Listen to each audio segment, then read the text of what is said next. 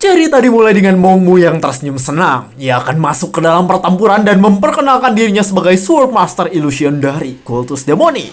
Senjata Mongmu pun saling beradu dengan kuat. Mongmu benar-benar bersemangat akan keadaan yang terjadi sekarang. Terlihat di sana ia tersenyum sangat lebar dan ia berkata bahwa momen yang terjadi sekarang adalah hal yang telah ia tunggu-tunggu dari tadi. Moyong sendiri saat ini menggertakkan giginya. Terlihat tubuhnya bergetar karena kesulitan menahan serangan Mongmu yang mengatakan bahwa pertarungan mereka sangatlah luar biasa. Di sisi lain terlihat Great Guardian dan Juchon yang sedang melakukan pertarungan juga. Dan sepertinya pertarungan yang mereka lakukan juga berada dalam posisi yang seimbang. Moyong dan Mongmu bertarung dengan sekuat tenaga yang mereka miliki. Dan mereka mencurahkan semuanya pada senjata yang mereka pegang. Great Guard dan Juchon juga melakukan hal yang serupa. Mereka terus bergerak dan beradu batang satu sama lain demi memenangkan pertarungan antara kultus demonik yang harus melawan dua faksi besar sekaligus. Terlihat saat ini Juchon menatap dengan tajam. Ia berteriak kencang dan sekarang sudah bersiap untuk melancarkan sebuah serangan kuat ke arah Great Guardian. Great Guardian yang melihat serangan itu langsung bergerak cepat, sehingga serangan yang dilakukan oleh Juchon barusan hanya mengenai bayangannya saja. Terlihat saat ini Great Guardian pun berada di belakang Juchon sambil bersiap untuk menyerang. Dan hal itu langsung membuat Juchon berkeringat dingin dan juga ketakutan tak terkendali. Sebuah serangan kuat dilancarkan oleh Great Guardian dari belakang. Namun Juchon bisa menahan serangan tersebut berkat Ice Jet Barrier yang ia ciptakan dengan kecepatan luar biasa. Setelah melakukan pertahanan menggunakan Ice Jet Barrier, Juchon menatap Great Guardian karena sekarang ia akan melancarkan serangan balasan pada dirinya. Terlihat sebuah serangan es pun dilancarkan ke arah Great Guardian, sehingga Great Guardian harus menahan serangan tersebut agar tidak melukai dirinya. Tak cukup sampai di sana, terlihat sekarang Juchon juga akan melakukan serangan kembali ke arah Great Guardian yang tadi dalam posisi bertahan karena serangan miliknya.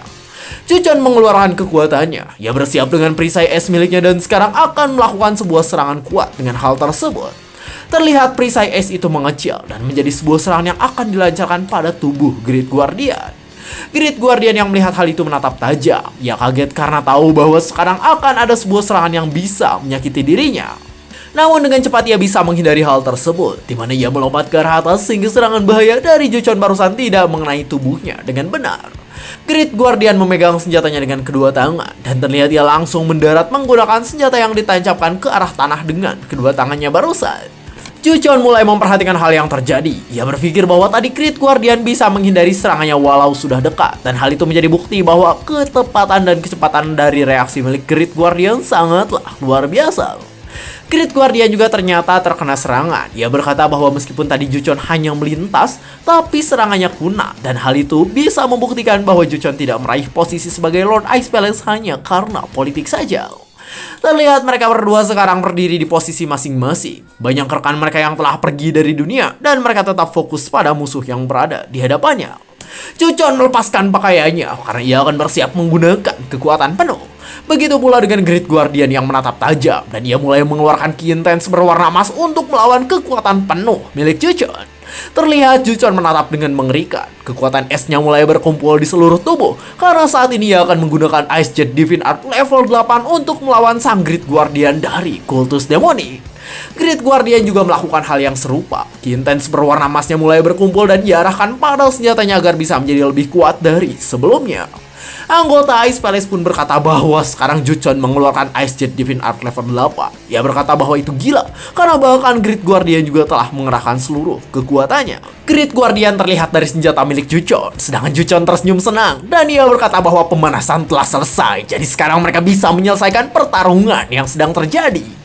Di sisi lain sendiri terlihat topeng besi hancur dan mengeluarkan marjan berwarna merah. Ternyata marjan itu berasal dari arah Yuwon, yang dimana Yuwon membelah manusia menjadi dua bagian. Dan ia berkata bahwa orang itu bukanlah seseorang yang sedang ia cari. Para pria bertopeng lainnya mulai bergerak kembali. Mereka bersiap dengan senjatanya masing-masing untuk menyerang ke arah Yuwon yang berada di hadapannya. Namun Yuwon bisa menahan semua serangan itu dengan mudah. Terlihat ia menangkis 3 serangan sekaligus layaknya sedang menahan serangan dari 3 ekor bayi di hadapannya. Yuwon mulai berpikir dengan keadaan saat ini. Ia berpikir bahwa sepertinya ia harus melihat setidaknya 3 teknik masing-masing dari mereka. Karena saat ini ia belum melihat seorang pun yang menggunakan teknik Heavenly Demonic Sword Art. Yuwon berpikir bahwa ia baru saja memeriksa sekitar setengah dari orang-orang bertopeng. Dan terlihat sekarang pun ada yang bersiap untuk menyerang Yuwon dari jarak yang cukup jauh. Orang itu melakukan pukulan tinju berapi menyakitkan, dan pukulan itu langsung diarahkan pada Yuwon yang tadi berada di hadapannya. Yuwon pun terkena pukulan berapi menyakitkan tersebut, sehingga ia sedikit terkejut karena ia tak bisa menghindarinya dengan benar. Orang yang melakukan pukulan itu pun santai saja, dan bahkan terlihat tangannya mengeluarkan asap setelah menghantamkan pukulannya pada Yuwon. Tiba-tiba orang itu terkejut karena ternyata Yuwon tak mengapa, dan di sana Yuwon pun berkata bahwa sepertinya orang itu menggunakan teknik tinjuan untuk menyerangnya. Karena hal itu Yuwon pun bersiap untuk menghabisinya, karena ia tahu bahwa orang itu bukanlah Chon In-ji yang selama ini sedang ia cari di antara mereka. Tiba-tiba pria bertopeng itu pun terkejut karena sekarang ada sebuah serangan di atasnya yang akan mengenai dirinya. Ternyata serangan itu berasal dari Yuwon. Sambil menggunakan nano suitnya di sana ia menatap tajam, dan ia menggerakkan serangan barusan menggunakan telekinesis yang dirinya miliki. Serangan Yuwon dilancarkan dengan cepat, namun pria bertopeng itu bisa menghindarinya berkat kecepatan dan ketangkasan yang dirinya miliki pada saat ini. Tapi serangan Yuwon tak berhenti, terlihat serangannya terus bergerak dan mengikuti si pria bertopeng yang sebelumnya menyerang menggunakan pukulan berapi menyakitkan pada Yuwon. Serangan dari Yuwon pun akan mengenai si pria bertopeng, dan hal itu jelas akan langsung membuat pria itu pergi ke neraka jika mengenai muka. Namun tiba-tiba konsentrasi Yuwon pecah karena di hadapannya sekarang ada pria bertopeng lain yang melakukan serangan dengan kuat sehingga Yuwon harus menghindar. Serangan Yuwon yang mengenai si tinju pria bertopeng pun akhirnya hanya sedikit saja, dan serangan itu tepat mengenai dahi pada topengnya. Orang-orang dari aliansi murim yang melihat hal itu berteriak. Mereka menyuruh mundur dan berkata bahwa melawan si pria bertopeng itu tidak perlu karena kekuatannya jauh di luar kemampuan mereka. Topeng besi milik pria tadi pun terbelah, dan hal itu bisa terjadi karena sedikit kekuatan Yuwon yang telah mengenainya. Ternyata orang yang menggunakan topeng itu adalah seorang kakek tua, dan ia memiliki 6 titik di dahinya seperti Kurilin dari Dragon Ball, tapi sayangnya ia tidak botak. Orang-orang yang melihat hal itu sedikit kaget. Dia berkata bahwa setelah topeng itu hancur, si kakek tua malah diam dan berhenti bergerak pada saat ini. Tiba-tiba saja Yongyu yang berada di sana berteriak. Dia berkata bahwa sepertinya orang yang berada di depan mereka adalah seseorang yang bernama Master Gujung. Anggota aliansi murim yang melihat hal itu terkejut karena mereka tahu bahwa Master Gujung adalah seseorang yang sangat penting dan juga terkenal di aliansi murim. Ternyata Master Gujung adalah mantan kepala biksu Shaolin, yang dimana Master Gujung memiliki kekuatan di dalam pukulannya dan juga 6 titik yang berada pada dahinya. Yongyu pun mendekati Gujung. Di sana ia berkata bahwa ayahnya pernah bercerita tentang Master Gujung, yang dimana Gujung ini pernah menghilang 18 tahun yang lalu, dan anehnya sekarang malah bersama dengan Blade God Six Martial. Tiba-tiba saja Yongyu pun kaget karena ternyata tiba-tiba Master Gujung melakukan serangan kuat dengan tenaga yang sangat besar, mengerikan. Yongyu langsung mundur ke belakang. Ia berkata bahwa tadi Master Gujung menyerang menggunakan Shaolin Dragon Claw, yang dimana serangan itu bisa menghabisinya. Dan ia pun bertanya tentang mengapa Gujung malah melakukannya padahal mereka bukanlah musuh. Gujung tak menghiraukan hal tersebut, dan di sana ia malah melirik ke arah lain karena memiliki tatapan kosong seperti orang yang tidak memiliki pikiran.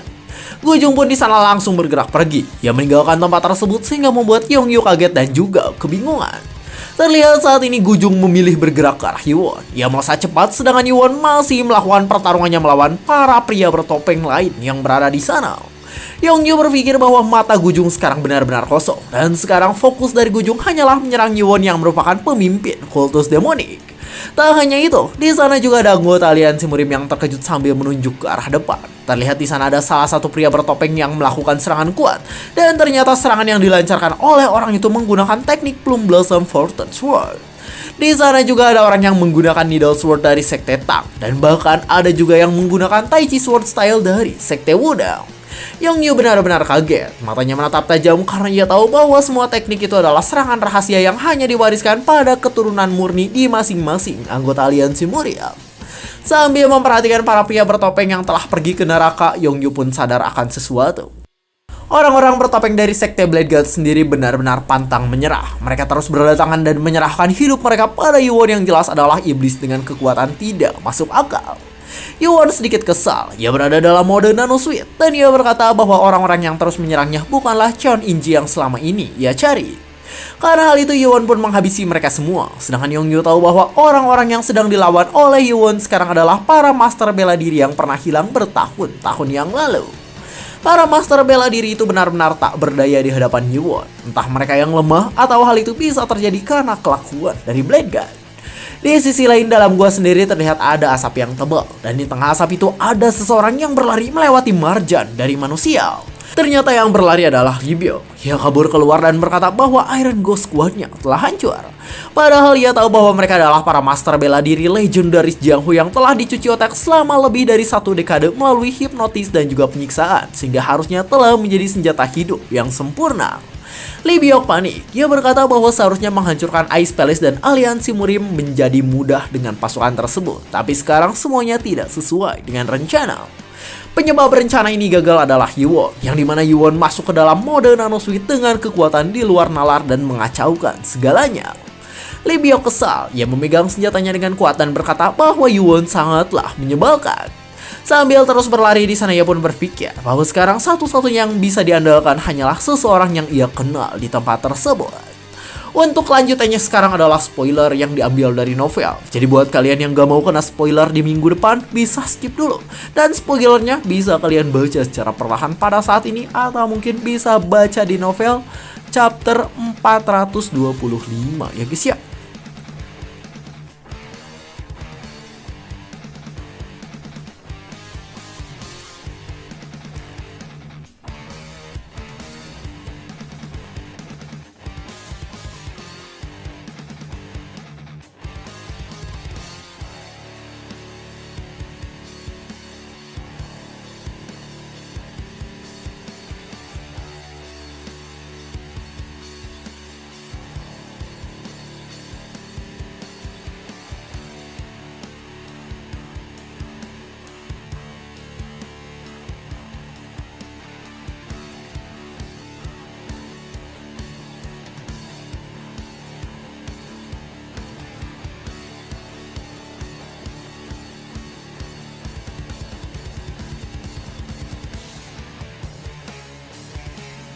Manusia pengecut tidak pernah kalah dalam pertempuran karena mereka bahkan tidak pernah berani untuk bertarung.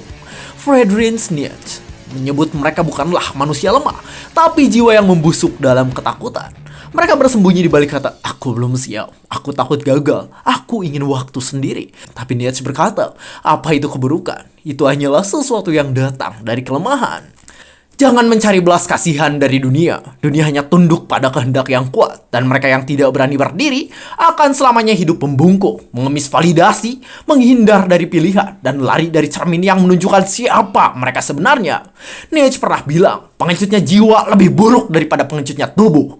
Karena tubuh bisa dilatih, tapi jiwa pengecut adalah penyakit yang diwariskan dari ketakutan yang tak pernah dilawan.